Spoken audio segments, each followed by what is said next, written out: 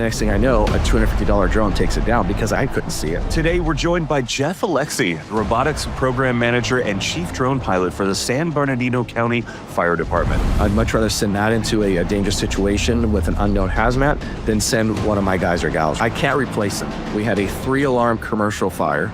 I was first on scene in less than a minute, providing that real-time, sustained aerial situational awareness. I'm working with the FAA to be able to fly a 3,000-pound, 84-foot wingspan drone, 24/7, 365 days a year over the county of San Bernardino.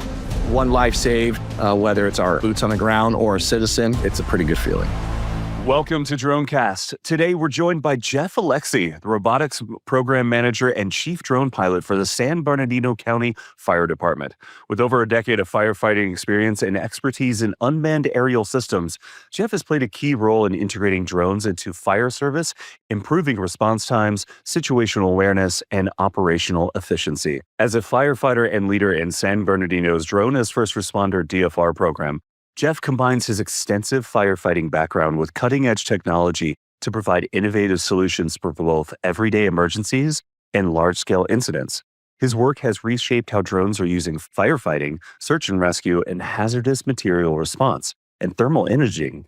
Today, we'll be discussing his journey in the integration of drones in fire service operations and how technology is transforming public safety. Welcome, Jeff. Hey, Joe, how you doing? Thank you so much for having me on. Awesome. It's so great to have you here. I mean, you have two different roles and it's awesome to tap into both of them and ask a lot of questions throughout. So this is awesome. I mean, you're everything with San Bernardino, and then also you're one of our trusted partners with Advecture, correct? Absolutely, yeah. A Vecture was definitely a great opportunity. I did have to step away from Advecture just because we at some point will start buying from Advecture as we have. So I make sure there's that distinct line that I'm not working. So yep. Jeff, your background has a unique blend of traditional firefighting experience and cutting-edge drone technology. How did your journey begin in combining these two fields, and what sparked your passion for using drones in public safety? Yeah, absolutely. So I got into the fire service full-time in October of 2000, blew myself up the rank from firefighter to fire engineer, which is my current position. So that just means I get to drive the fire engine and have fun, honk the horn and everything. So it's pretty cool. So the end of 2018, I actually went to Best Buy, and I'm like, look at this cool drone right here made by GoPro. And I'm like, let's buy one, right? So I ended up Karma. Nice. Right. Yeah. So that's pretty cool. At the same time, our hazardous materials department of our fire department decided that they wanted to start using drones on the hazmat side. So they got our first COA. And then lo and behold, I was at our urban search and rescue fire station January of 2019. And that's when we introduced drones on the suppression side. So the person that had started that came to the station and said, hey, we're buying drones. You want to be a pilot? I said, heck yeah, sounds good. So we bought our first Phantom 4s, V2s, and some Mavic 2 Zooms and started training since then. So January of 2019 is when I've pretty much officially got into, drones and stuff like that. Nice. That's awesome. I mean, I always love hearing those first moments, and especially the moment when you see that technology and then you see how you can use it immediately in your field or so on, and just that aha moment, right? Correct. Yeah. And that's the crazy thing. If you look at those first Phantoms or the Mavic 2 Zooms, what we're able to do and now what we could do is it's incredible what we're able to do nowadays. That's awesome. Now, as the robotics program manager for San Bernardino Fire Department, you've had a hands-on role in establishing the department's drone program. What were some of the initial challenges you faced, and how did you navigate them to build a successful program that integrates UAS into public safety operations? Yeah, absolutely. So, like I said, we started with suppression on the suppression side back in 2019. And what were some of our thoughts were, well, who goes to every call? Our battalion chiefs. So we purchased the drones, and then we ended up putting them on our battalion chief vehicle. Well, the battalion chief is so busy, it's a single person, right? So that model just didn't work out. So throughout the years, what I've been able to do is August of last year, my fire chief, very progressive fire chief, Muncie, said, hey, I want to build a full robotics program, not just drones, right? We want to do aerial, ground, subsurface, and aquatic drones. So normally what we call it is you're on the floor, right? So I'm assigned to a fire station and I work, and he's like, hey, you're coming off the floor and this is your only job is to build this program. I'm like, okay. So like I said, we had a drone program, we had UASs, but now this is a full robotics. So one of the biggest challenges, I will say, at least for sure in the fire service, is buy off, right? You have to get the buy off. We have so much tradition in the fire service. I mean, look at the helmets we wear, right? We have helmets that were designed, 80, 100 years ago, right? And we haven't changed from that. So when I go to somebody and say, hey, I'm going to go put a drone into that confined space, and so you don't have to go in there. They're like, what? Oh, I want to go in there, right? I want to be the hero and stuff. I'm like, yeah, you will still be able to be the hero, trust me. But I don't want to put you in that dangerous position, right? Let me put a robotic in there to figure out if this is a body recovery or if it's a rescue, right? So the buy-off is the biggest challenge. And I can tell you with my department, we have had naysayers. But as soon as I show up to their scene and I show my capability, I mean, it's like, oh, yeah, we 100% support you. And it's awesome. And that's what it takes. It just takes getting out there, the grind, to get out there and show everybody the technology. And I'll say the other thing, the biggest challenge is government, right? Whether it's big government or little government like us, it takes time. The money takes time to get, right? We're using taxpayer dollars, right?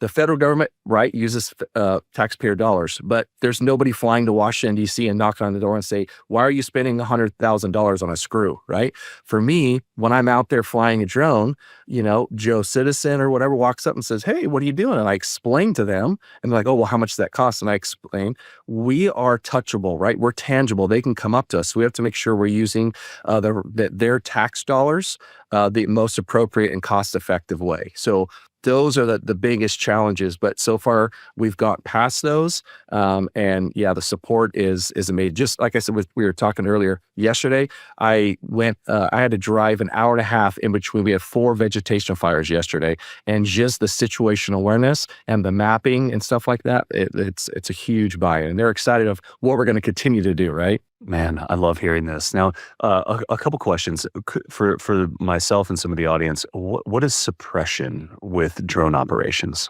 Okay, so yeah, suppression is the actual guys and gals that are on the floor. So us that are on fire engines, truck companies, battalion chiefs, that's considered suppression. Versus like our hazmat, we have suppression hazmat guys, but we also have hazmat that is office of the fire marshal. They are all they do is hazmat stuff. So they're in a different department, under the same umbrella as county fire. But so that's the difference with suppression, is we go out there and do the suppression side of things. Good stuff. Now, I want to dive in a little bit more when you were talking about a robotics program, and your chief is really progressive. I love hearing this because the word drone is going to be an interesting one that will sure be defined to a lot of what we're talking about here. But then it's part of the robotics family, and having it be a land, sea, air combined scenario like that.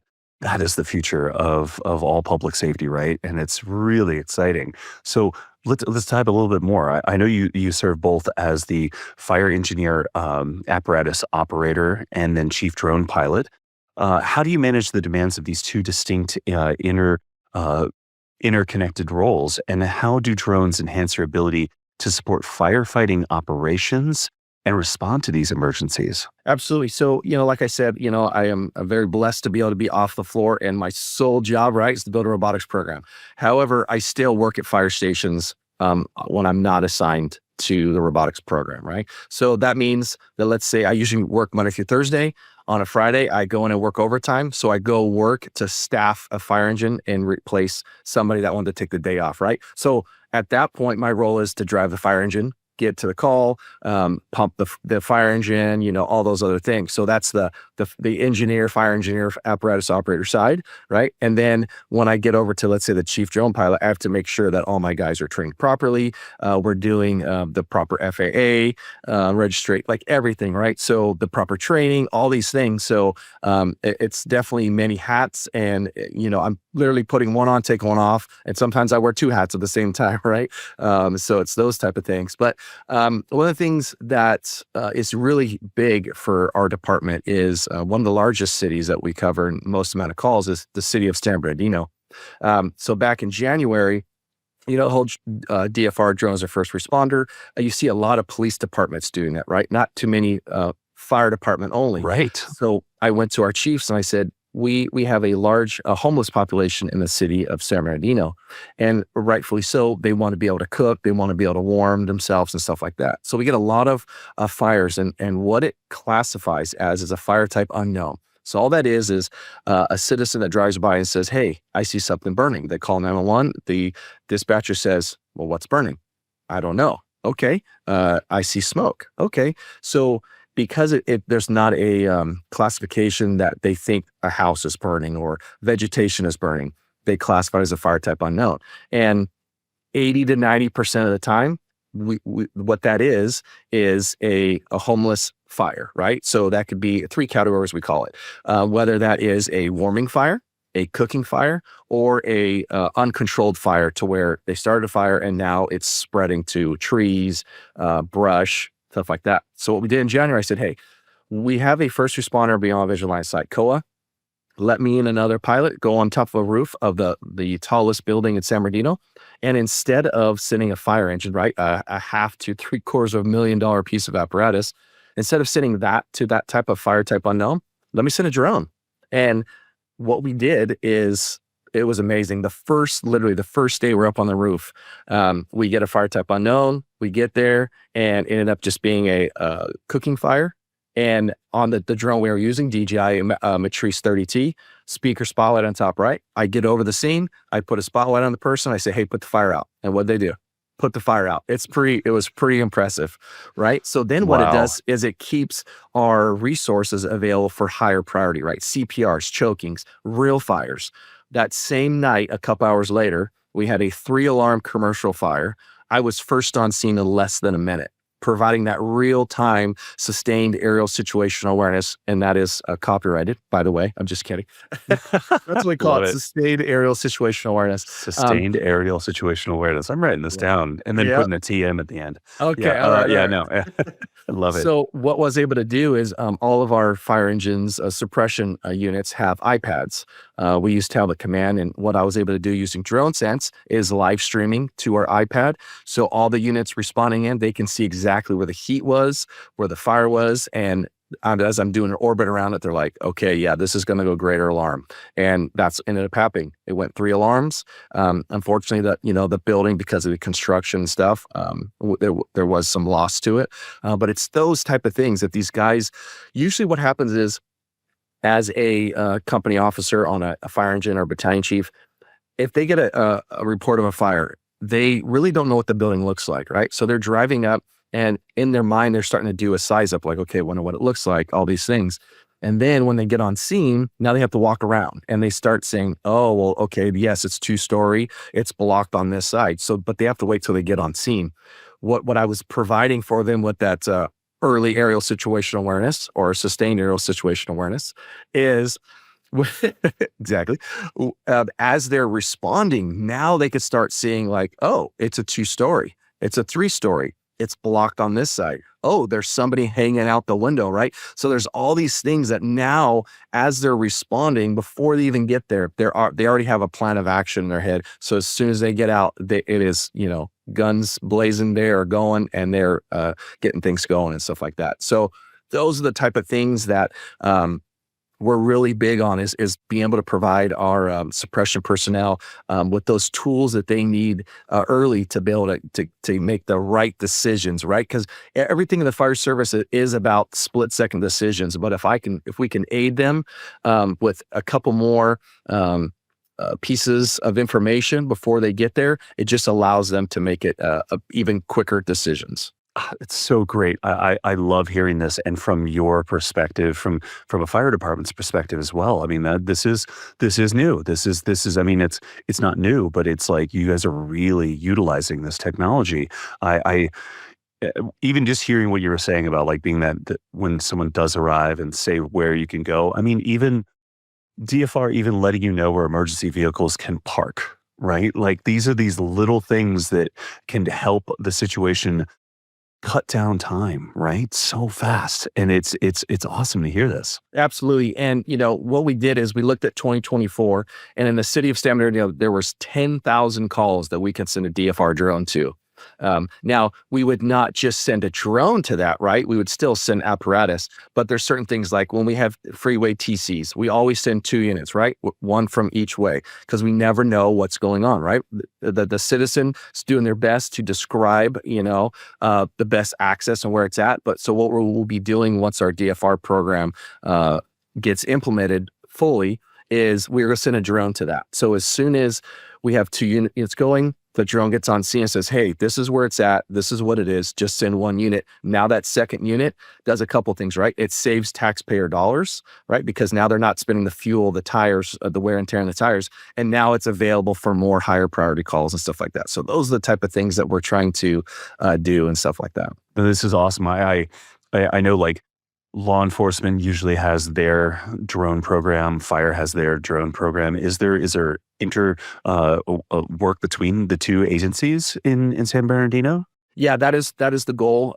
For us, we'll get the DFR program going, and then absolutely, if there's any needs of the city of San Bernardino Police Department, we plan on like, hey, come on into our command center. And obviously, there's always a little bit of difference in talk, right? Firemen talk different than cops.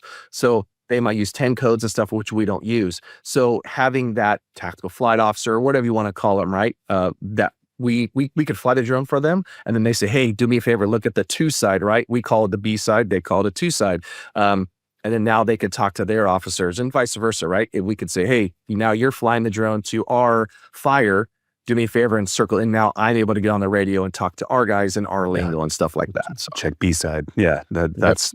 I love hearing this. Yep. Now, could you share a few particular scenarios where drones have played a crucial role in firefighting operations, particularly in like support roles like search and rescue or hazardous material incidents or thermal imaging?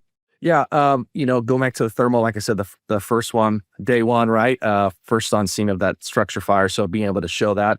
We have had a couple other calls to where we had somebody, a hiker, get injured in Joshua Tree. I was able to fly at night, provide the lighting to reduce the risk of our guys falling, and those type of things. So that was able to help. And then this is the large boulder scenario, right? Correct. Yes, I was watching that as soon as you put out your excellent, well like edited videos. By the way, good for your team. We have a Love great this. PIO team. Absolutely. Yeah. So it's those type of things that, we could provide that thermal.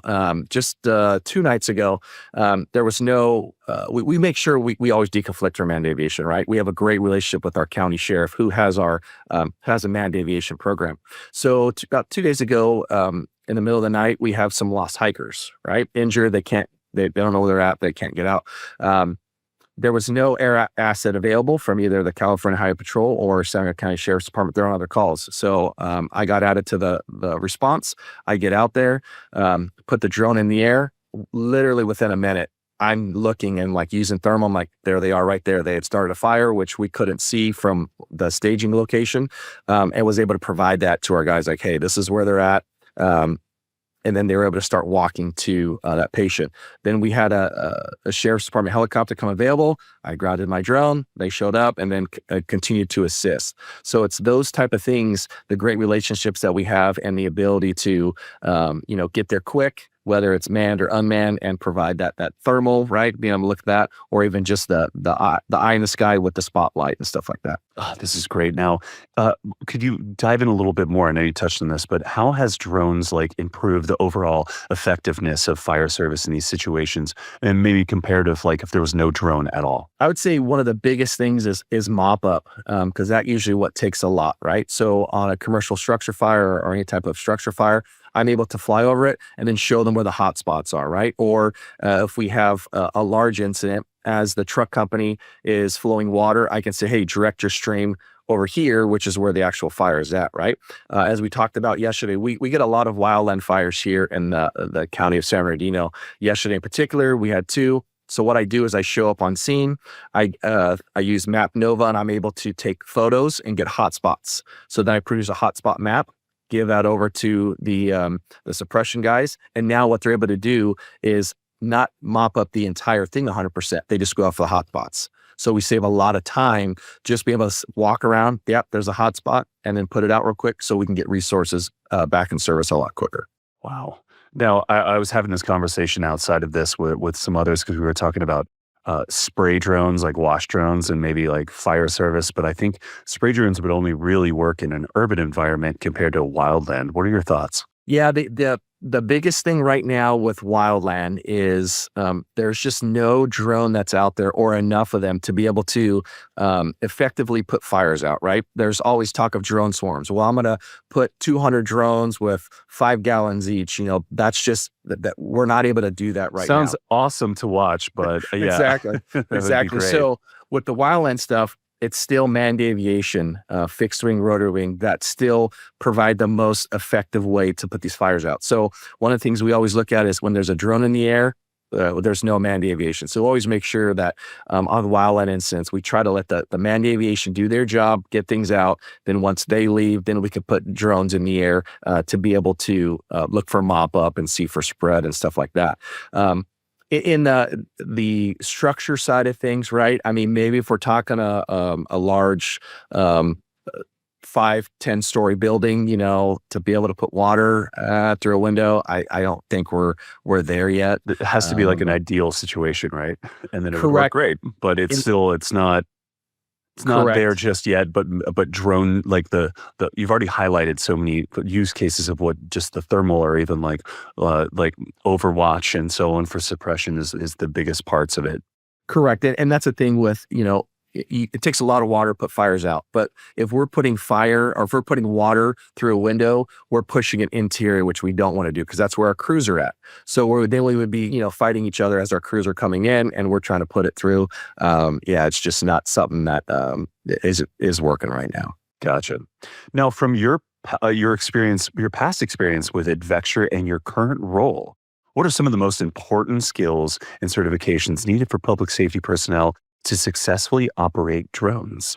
Yeah, I would say the biggest thing is make sure it's the 107. We started with the, COA being able to self-certify our own pilots. With liability and all those things, I just don't think that's the way. I mean, I agree with COAs being able to fly, but as far as self-certifying your pilots, you have to think if something happens, what is your standard based on, right? The lawyer gets involved and says, well, how come you don't have a national standard? So that's where 107 is huge, right? And it's a basic, right? It's basic training. You don't even have to know how to fly a drone to get a 107, right? It's crazy. But the ability to have that basic knowledge, right? Another thing that I see is huge is maturity, right? Everybody thinks these things are toys. They're not, right? We have this $15,000, 10-pound thing in the air. Yeah, I was going to say, I think my first car was $3,500 that I bought in high school, and now we're talking drones that are $60K. Oh yeah, that we're using right now. They're not toys anymore. Correct. So you got to make sure that your pilots are mature and are making those good decisions, right? Because we will never take down manned aviation, with a drone. So you always have to make sure that situational awareness, that airspace awareness, and just mature. Make sure you have the right training, and it's consistency, right? Because if you give somebody a drone, and let's say in December they flew it, and then they haven't flown it since, they lose all those skills. So it's perishable. I mean, in anything and everything we do, especially in the fire service, if you don't do it, you forget about it. It's very perishable. Quick break to highlight whether you're flying, sharing, or managing your drone program, DroneSense has everything you need. It's hardware agnostic, so it works with a variety of drones, sensors, and other hardware, giving you ultimate flexibility. And with the ability to collaborate across agencies securely, DroneSense helps you scale from one drone to 100 plus, supporting you in everything from routine calls to disaster response. To learn more and get started, check out the link in the description. I had this conversation this past week because we were talking about having exactly what you mean. If you're not constantly training on your drone and taking time to go and fly and just put yourself into, maybe not put yourself unsafely in situations, but understand what it's like. Oh, it's getting high winds. I want to understand what it's like to bring the drone home in a safe way, or so on. It doesn't retain well. It's similar to, I wouldn't say it's similar to video games, but yes, it is. I mean, in the way that you've been training on a video game and you're learning all the combos and moves and so on of how to use something, and then you put it down and you don't play it for 6 months, you pick it up, you have to start the game over because you can't get back to that level of muscle memory and training. So you have to constantly be on par with this. Correct. Or if I give you a PS4 controller and they say, hey, here's an Xbox controller, right? Yeah, fun. Yeah, exactly. Ah, yeah. And that's or put them on mode 1. I love doing that. Correct. And that's the biggest thing is just, you have to make sure that you take this serious and that you're training, because you will forget those things. And like you mentioned, we will always fly safe, right? But there are instances where there's wind that picks up, right? We have to make sure we're flying properly, visibility, all these things, battery life, right? For us, we have to keep our batteries at 100% all the time, right? Because a 90% battery, 8% battery, 50% might be better for the battery itself, the battery life, but that 90% or 80, if we lose some of that flight time, we might miss that critical thing that we were looking for. So it's those type of things, and know what the battery does, what the drone does, right? Because each drone's different, right? A 30T versus a VTOL versus, all these different things, they respond and act differently and stuff. 100%. Now, how would you ensure your team is well prepared for the complexities of using drones in high-staked environments? The biggest thing would be training as real life, right? Not, I agree with the NIST, right? The buckets are great, but that's more of a basic type thing. We can show proficiency because it's timed and stuff like that, but getting the guys out there when it's cold, right? When it's hot, all these type of things, when it's windy, and say, hey, fly with some gloves on, see how it goes. Yeah, correct. Yeah. And it's funny because a story with that real quick is, Travis from Avexure, back in the day, he's from Wisconsin, and I brought up like, hey, does anybody know any good gloves, to wear? And he's like, you're in Southern California, Jeff. Come on now. You don't need gloves. Try doing it in Wisconsin. I was like, oh, okay. But yeah, different things like that, right? Turning their back, right? Turning the other way, not being able to see the aircraft. Have a VO look at it. Now bring the aircraft home. Turn the screen off. How do you bring it home? You have to, if GPS fails, you have to know how to do these things. When technology fails, right? It's going to fail at some point. Yes. Now, as a level 1 thermographer, how do you see the role of thermal imaging in enhancing public safety operations, particularly in firefighting? I think just the to be able to understand what you're looking at, right? Because anybody can put a drone up and look at thermal and say, yep, that's white hot. Okay. But what are we looking at, right? Reflectivity, all these type of things, emissivity, right? How does that affect what the drone sees and what the temperature is? The higher I fly, it might be less accurate. So it's the ability just to know what you're looking at. So then you can explain that to your guys and gals, your chiefs, like, hey, this is what I think. Let's say, for example, hazmat situation, right? If we're looking at a tanker, the tanker is highly polished.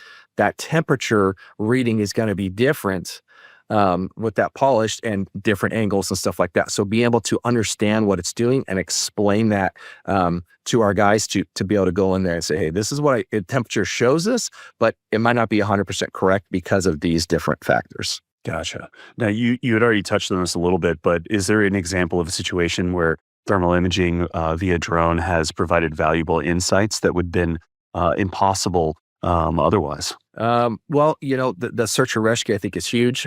Being able to find those heat sources and find those victims with the thermal, right? Because you could switch to the visible camera and you don't see anything. It's black, right? And then you go to the thermal, like, oh, wow, I can see all these things now. So search and rescue is huge. And then just the mop up of the hot spots and stuff like that are, I think, your biggest things with the thermal. Gotcha.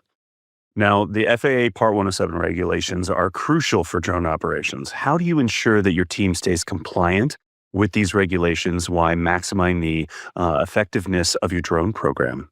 What one of the biggest advantages that we do have DroneSense, so I'm able to track all my pilots, track hours, and those are the nice things that It's we're one of the able to do. sexiest, unsexy things about DroneSense. Am I right? It's just so easy to use with this. Correct. And when it comes down to, I get a notification that a certain pilot maybe didn't meet his qualifications. I'm like, hey man, like, reminder, remember, get out there, and do it. And I think the biggest thing is just that personal relationship that I have with them is that face, hey, let's get out there, let's train, and then test me. Put me through the buckets. Ask me questions. Make sure I know what I'm doing also. I'm not here just to, be the top guy and tell you. I want you to be like, hey, you missed this. Oh, awesome. Thank you so much for letting me know, because of those type of things. We're a team, and we got to make sure that we continue to support each other and hold us each accountable. Yeah, totally. What are some of the most common challenges in adhering to these rules with public safety contexts? The FAA is definitely, Dr. No. I know you know who Dr. No is, but he's changing, and it's good to hear, right? Because we have specific things that we need, right?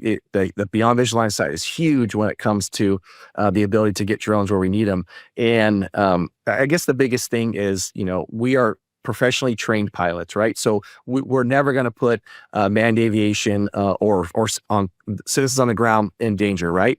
It's the hard thing that I think the biggest challenge too is you can go buy a $250 drone on Amazon, and they have no idea it needs to be registered. They have no idea that they have to take a trust certificate, and they just put the drone up in the air, right? So if I'm not flying to an airport, exactly, or we have a lot of fires here in the city of San Bernardino, so it's hard because now I put my $15,000 drone up, right? The taxpayers pay for, and I'm flying it. The next thing I know, a $250 drone takes it down because I didn't know that drone. I couldn't see it, right? Yeah. So What is that like? Are you mitigating a lot of like other drones? Just like, ooh, a fire, I'm gonna go take a look at it, and so on. Is that common? we have a couple like news, private news companies here in San Bernardino, but they're really good, right? What they do is they let us know, like, hey, I'm flying, and they just kind of stay out of the way. It's like, hey, I'm going to fly in a 500-foot radius. Do me a favor, fly to 1,000, just kind of stay out of our way.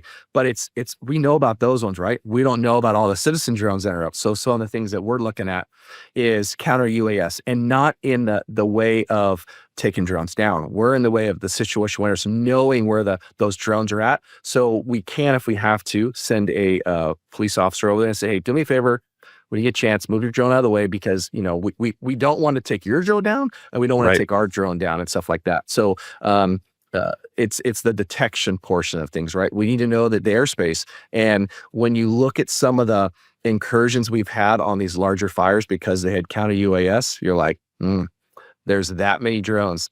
And there was one at 20,000 feet in the air was flying, right? Who would have thought? And those are the crazy things. And thank God we only had that one incident, with that fixed wing aircraft running into a smaller drone. Thank God it was a smaller drone. But those are the hard things, is getting that information out to the general public. Hey, do me a favor. We know it looks cool, and you want to be able to put that drone up and get that shot, but understand that when we have to ground our manned aviation, the fires get bigger, and then that it could affect you, because let's say you have asthma. Well, as the fires get bigger, the air quality goes down, and now that just messed up your asthma and stuff like that. So it's you look at, it's like a 360, right? There's all these different things we have to look at, but make sure we're doing the most effective way to put these fires out. I also just love hearing that you guys are so like you working with the community about this, and even the local like private news groups and such. That's a good way to I see doing this, and sharing this technology and showing it and so on, like all of that. Love this. Yeah, and I think that's the biggest thing is, we have to be good stewards and good partners. So it's like, hey, let's talk, and let's, you look at these independent contractors, and they have a job, right? They want to be able to get paid for their footage, and we completely agree and support them. But just make sure that, do me a favor, just scoot out a little bit so we have the priority because of what we're able to provide. And there's times where we don't have a drone that's available, and they show up, and then they provide that the sustained aerial situational awareness to our incident commander. And we're like, hey, thank you so much. So it's a great partnership that we have. That's great. Now, successfully integrating drones into existing emergency response workflows can be complex. How have you managed to ensure that drone operations complement traditional firefighting and emergency response tactics and do not disrupt them? Well, and that's the biggest thing, right? Is we always tell, we're not here to replace you. I'm not going to send a drone into, go and save that person that's stuck in the fire, right? We're here to augment and stuff like that and assist you. So with that, with the drones, right? With an aerial drone, what we're doing is we're just providing that situational awareness. We're making sure that it's not in the way of where the water's, being put on the fire. We haven't got into the ground stuff yet. We are working on that, but it's those type of things. So let's say we have a hazmat. I would much rather replace a robotic dog, unmanned ground vehicle. I'd much rather send that into a dangerous situation with an unknown hazmat than send one of my guys or gals, right? I can't replace them. I can go tomorrow and buy a drone on Amazon, right? I can't Yeah, just you go think buy this it. drone's expensive? This is the expensive one, and pointing to a Correct. teammate. Yeah. Correct. So just making sure that when we show up, we're like, hey, this is what we're here to do. The chief's like, absolutely, do me a favor, we're going to do that. And all we're trying to do is assist them with decision makings because there's certain things that they can't see. That makes sense. That's great. Now, if agencies are looking to establish or scale their drone programs, what advice would you offer based on your experience? It takes time. I'm 100% go getter type A. Like, let's do it. Let's do it. And then, like I said, the buy-in is huge. And just understand that the fire service takes a long time to change. So as long as you just continue to peck at it a little bit and say, look, how about this? How about this? How about this? And then the budget will come, right? When I started in August, the chief's like, hey, you're the guy, make it happen. I'm like, well, what's my budget? You don't got a budget. Okay, awesome. Let's make it work, right? And that's happened before with one of our programs. We had a wildland division that got started with, we have crews, right? So what that is, just a bunch of personnel, and they go to wildland, and since they have tools and they cut it, right? That started with $0, the same type of thing, right? They would go to a fire station, hey, can I borrow a shovel? Yeah, man, here's a shovel, here's a radio, here's some batteries, right? And that's how you start these things. But you continue to go, and that's how this started, right? Like, got no budget. Okay, cool. And then, budget just got approved for this upcoming year, July 1. And my chief's like, hey, here you go, make it happen. Because he's seen what we've been able to do. And the support is there from the fire department and all the suppression.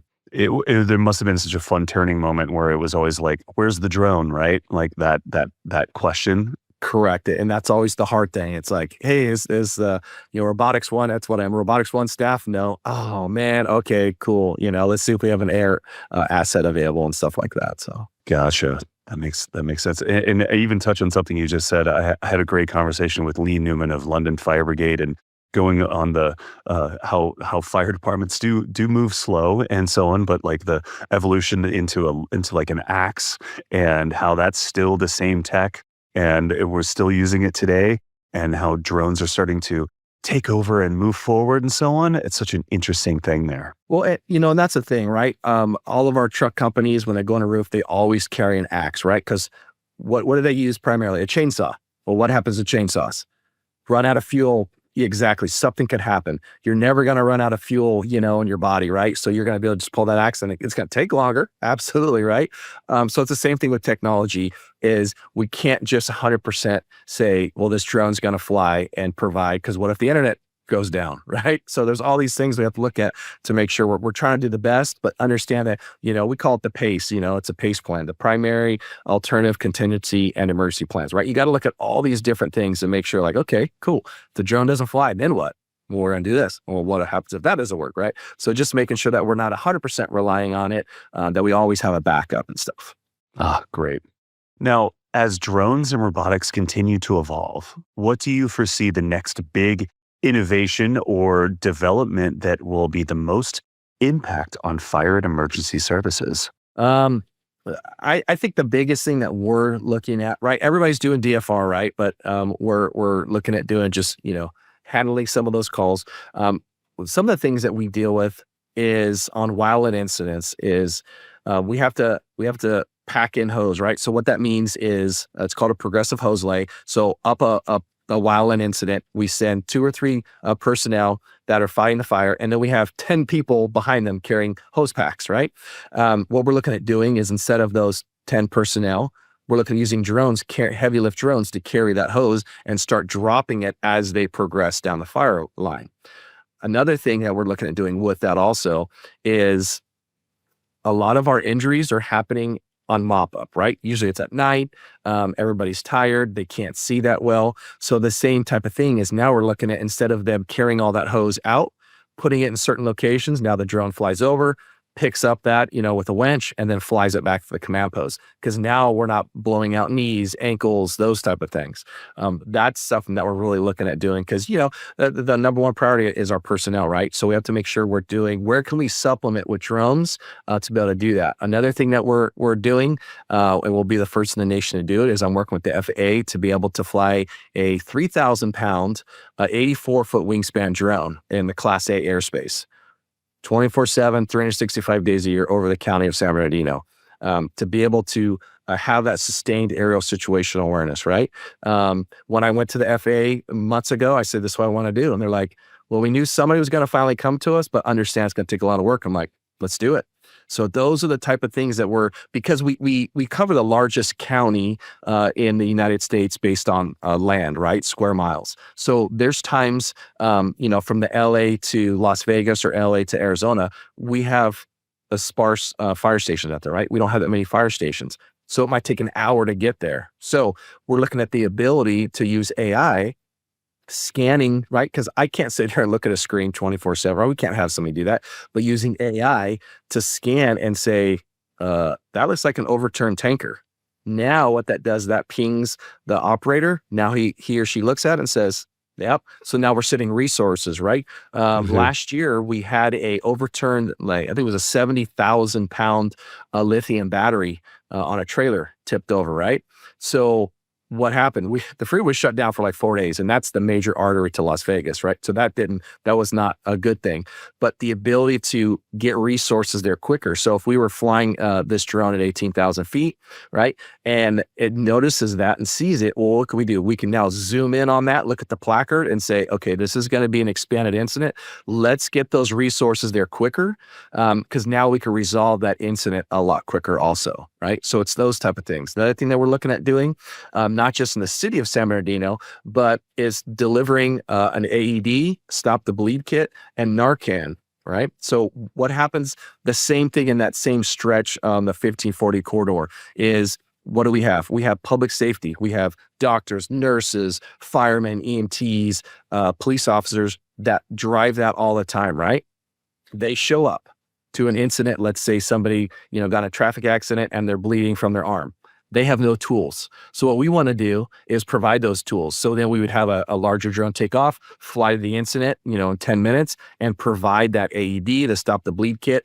Because we're going to offer it to them. I'm not going to say, who you got to use this. But I'm like, hey, this is, and most people, right, first responders, you're like, oh, awesome. Now they could actually do something, right? Because most of the time you see them, what they're doing, taking their shirt off, using it as a tourniquet, right? Those type of things. So we want to be able to provide those tools to our first responders. And if so, and they want to use it, then we use it. And now we have a viable patient. So once our advanced life support personnel get there, now, there's a higher chance of bringing that person to a trauma center and saving their life. Jeff, this is awesome. Hey, let me know. I want to be involved in this. This is great. I one of my favorite use cases is always the defibrillator drone. I was like, that's just awesome. Like, call that in. You're taking a step further on this, and I'm so excited to see the next steps here and so on. And goodness gracious, the large drone flying and just doing like Overwatch and the full situational awareness. You guys are crushing it. Well, and that's what happens when you have a very supportive fire chief and a very supportive fire board. So our board of supervisors is also our fire board because we're a protection district, but they are 100% supportive of us, and they're tech forward and stuff like that. So those are the type of things that really help us out. That's great. Well, this is good. So with your long experience in both traditional firefighting and cutting edge technology, as you've mentioned, how do you personally balance the human side of emergency response and the technological advancement in drone use? I think the biggest thing is, everybody's like, "Oh, AI is gonna take over everything," and, um, we'll never replace the boot on the ground, right? Because we always are gonna need them to use their senses, and just their personal, because we can never train AI to use all the senses, personal experience, past experience, all these things, right? So we have to make sure that we always have those boots on the ground that can do those type of things. So, the ability to, replace somebody with a robotic, human, not, person that's walking, not going to happen. At least not in my lifetime. We always have to make sure that we're going to be making the decisions, right? Those split second decisions based on all those things. So, the ability to go off all those past experiences and your training to be able to get in there and make that. So we're not replacing anything, right? We're not. We're just assisting our guys and gals and stuff. Gotcha. Nice. Now, I have some final kind of closing questions for you, and I love proposing this, and I think it's going to be great with you. But looking ahead, is there anything particular in technology or innovation that you're really excited to see in the next coming years? Um, I think the biggest thing is just what these new drones are going to be able to do. The flight time, and that's always the issue, right? Batteries. You can only shove so much energy into a battery, right? That's why I like these hybrid type. And who's to say we're not using a pencil size piece of lead that's actually a nuclear that powers the drone for 50 years, right? It's the innovation that we have. I think it's Sci-Fly is the newest company. It's pretty impressive, and they're actually coming next week to give us a demo. But you're like, okay, how are you able to do that? Like, you guys were top secret for 3 years. You've been working on this, and so we're excited about that. And we're always 100% for American made type things, and we want that bar to continue to go up. But unfortunately, right now, it's DJI is just being able to give us the most amount, for the quality and the amount of money that we have, right? Because, like I said earlier, the citizen has access to me, right? So I can't justify to them, hey, this drone right here is $100,000 versus this other one right here is $15,000. So it's those type of things we have to make sure that we are using their funds appropriately. Yeah, well said. Well said. Now, as someone who has dedicated their career to both firefighting and drone technology, how does it feel personally to know that the systems you've been building not only help advance the profession, but also directly contribute to saving lives? It's a pretty good feeling to know, that I've started this program, the robotics, and building it, from the ground up, right? Because we already had the drone program, but the ability to introduce this new technology to just the fire department in general, and even the public, and say, look, this is what we're using it for, right? With the two large fires, the Palisades and the Eaton and stuff. Some of the things is we just don't have enough personnel, especially to go out and do inspections on properties, right? So what we're looking at doing is using drones to be able to now scan the area, use AI to say, okay, tell me when there's a house that has a tree next to it, because I don't have enough people to go inspect 15,000 homes. But if I can use drone technology to be able to use that in some AI, it allows us to be more effective and efficient and stuff like that. But no, it's a good feeling to know that, I'm a short timer, right? This is my 25th year in the fire service. I have about 3 more to go. So it's pretty cool to know that what we're doing here is something that's going to happen nationwide also. But the ability to, one life saved, whether it's our boots on the ground or a citizen, it's a pretty good feeling. Oh, that's great, Jeff. Well, hey, thank you so much for taking the time to visit with us today and provide all of your insights. And goodness, you have quite a lot. So just love this. You're a wealth of knowledge. And thank you for everyone on the internet to listening into DroneCast. We'll see you next time. Take care. Thank you so much.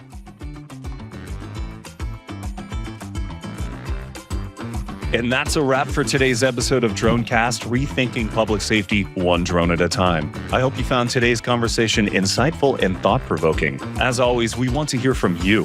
What do you think of today's topics? Do you have any questions or suggestions for future episodes? Don't forget, you can reach out to us on LinkedIn at DroneCast, rethinking public safety one drone at a time, or head over to DroneSense.com/DroneCast to share your thoughts and get more content from the show. If you enjoyed this episode, please consider subscribing, rating, and sharing it with others who are passionate about the future of drones and public safety. Thanks for listening, and we'll catch you next time.